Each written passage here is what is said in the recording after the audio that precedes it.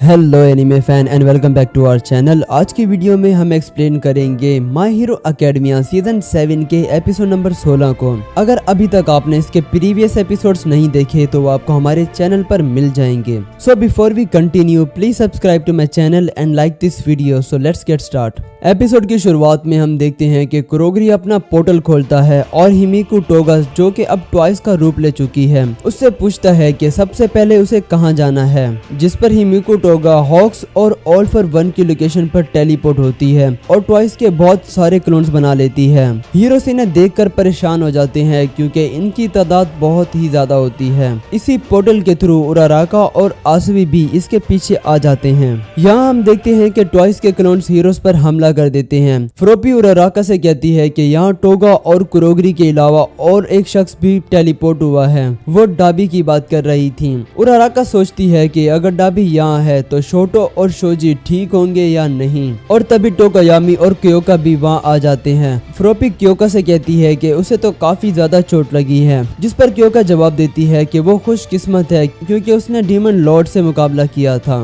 उराराका कहती है कि अगर हमने इन सबको नहीं रोका तो ये पूरा जापान तबाह कर देंगे। क्योका कहती है कि अगर तुम दोनों भी इसी पोर्टल के जरिए यहाँ आए हो तो इसका मतलब ये है कि ये टोगा की आर्मी है। इसके बाद हम एंडेवर को देखते हैं, जिसका एक हाथ कट चुका होता है, मगर फिर भी वो ट्वाइस के क्लोन्स के अगेंस्ट लड़ रहा होता है। क्लोन्स लगातार उस पर हमला कर रहे होते हैं। एंडेवर डाबी के चेस्ट पर पर्पल फ्लेम देखकर सोचता है कि क्या ये वही है जिसके बारे में शोटो ने बताया था। एंडेवर डाबी से पूछता है, शोटो के साथ तुमने क्या किया? डाबी जवाब देता है कि वो शोटो को मारकर उसके लिए गिफ्ट लाना चाहता था, लेकिन शोटो अब काफी ज्यादा स्ट्रॉन्ग बन चुका है तो इसलिए वो ऐसा नहीं कर पाया, और वो कहता है कि वो हर उस चीज को मिटा देगा जिसे एंडेवर बचाना चाहता है। डाबी का जवाब सुनकर ऑल फॉर वन काफी खुश होता है और कहता है कि सब कुछ उसके प्लान के अकॉर्डिंग चल रहा है। उसके बाद वो शिगाराकी के पास जाने लगता है, लेकिन हॉक्स जल्दी से आकर उस पर हमला कर देता है और उसे वहीं रोक देता है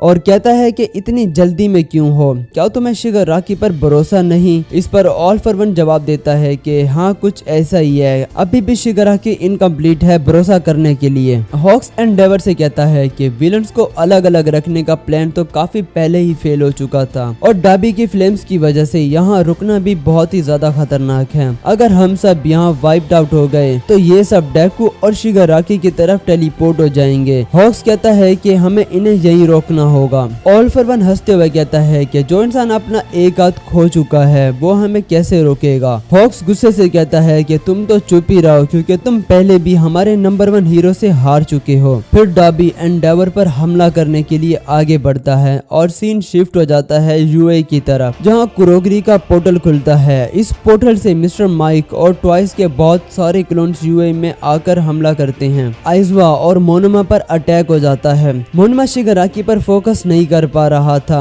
और शिगाराकी अपनी क्वार को रिलीज कर देता है, जिससे एक बड़ा धमाका होता है और कॉफिन इन द स्काई गिरने लगता है क्योंकि इसका सारा सिस्टम तबाह हो जाता है, जिससे वहां का सपोर्टिंग स्टाफ ठीक करने की कोशिश कर रहा होता है। और तभी वहां का सिक्योरिटी सिस्टम भी हैक हो जाता है, जो कि स्केप्टिक करता है।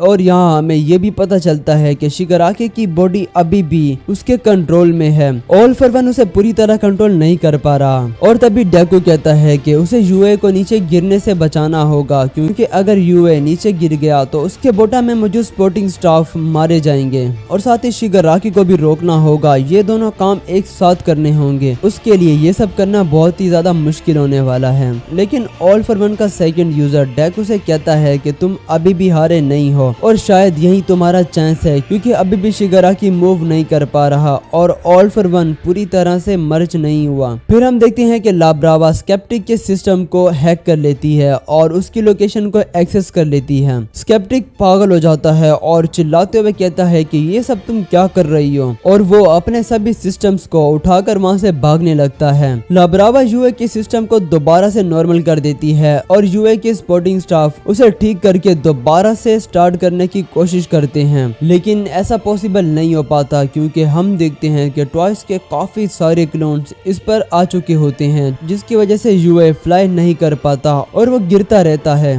और इसके बाद हम स्केप्टिक को देखते हैं जो कि भागने की कोशिश कर रहा होता है, लेकिन हीरोज का एक ग्रुप वहां आ जाता है उसे पकड़ने के लिए। इसके बाद हम जेंटल क्रिमिनल को देखते हैं जो कि यूए के बिल्कुल नीचे खड़ा होता है और कहता है कि तो ये वक्त है रीपे करने का, क्योंकि हम एक फ्लैशबैक में देखते हैं जहां ऑल फॉर वन एक प्रिजन पर हमला करता है और वहां के सभी क्रिमिनल्स भागने की कोशिश करते हैं। जेंटल क्रिमिनल इन सबको रुकने का कहता है और वो जानता था कि जो रास्ता इन लोगों ने चूज किया है वो सही नहीं है, लेकिन वो सब यहाँ से भागने के लिए इससे फाइट करते हैं। लेकिन जेंटल कुछ क्रिमिनल्स को पकड़ लेता है क्योंकि डेकू ने इससे प्रॉमिस किया था कि वो इन सबको ब्राइट फ्यूचर दिखाएगा। स्टोरी वापस प्रेजेंट में आती है। यहाँ जेंटल क्रिमिनल अपनी पूरी पावर का यूज करके यूए को हवा में ही रोके रखता है और उसकी ये पावर काफी ज्यादा अमेजिंग लग रही होती है। डेकू इसे देखकर काफी ज्यादा खुश होता है और फिर हम देखते हैं कि शिगाराकी डेकू पर हमला करने ही वाला होता है कि तभी लेडी नागाट एक शूट करती है जिससे शिगाराकी का एक हाथ कट जाता है और यहाँ पर एपिसोड खत्म हो जाता है। तो गाइस ये था आज का एपिसोड। मुझे कमेंट में जरूर बताना कि आपको ये एपिसोड कैसा लगा। अगर आपको वीडियो अच्छी लगी हो तो वीडियो को लाइक जरूर कर देना।